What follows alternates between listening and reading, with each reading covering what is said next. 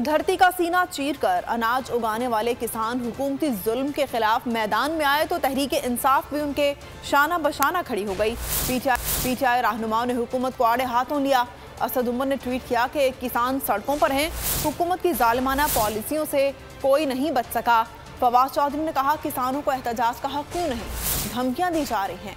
इमरान इस्माइल ने ट्वीट में लिखा कि इमरान खान के दौर में किसान खुशहाल था, आज एहतजाज कर रहा है।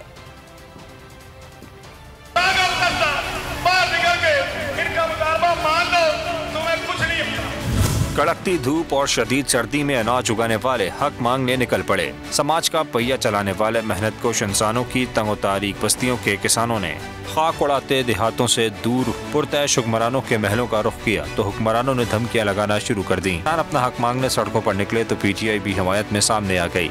असद उमर की शदीद तनकीद, ट्वीट में लिखा, किसानों को इनका हक दो, किसान सड़कों पर एहतजाज कर रहे हैं और हुकूमत कान नहीं धर रही। कोई है जो इस हुकूमत की सालिमाना पॉलिसियों से बचा हो। फवाद चौधरी ने भी ट्वीट कर दिया, लिखा कि किसानों को एहतजाज का हक क्यों नहीं है। हर तबका फिक्र इस वक्त जुल्म का शिकार है, धमकियां गिरफ्तारियां मामूल बन गई हैं।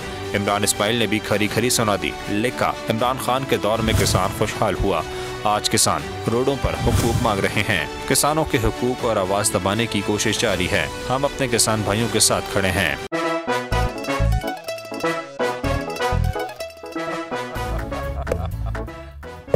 आज इनको फंसा दे। बताओ ऑक्सीजन का क्या फॉर्मूला है? इंसानी आंख कितने मेगापिक्सल है? 576 मेगापिक्सल। अच्छा, वो कौन सा जानदार है जिसकी 5 आंखें हैं?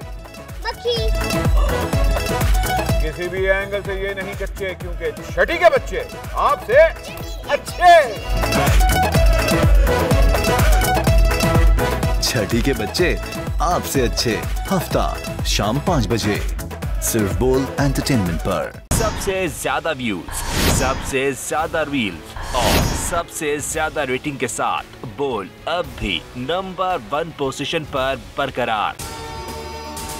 अगर आपको ये वीडियो पसंद आई तो लाइक पर क्लिक करें, सब्सक्राइब करें और बेल दबाएं ताकि कोई खबर रह न जाए।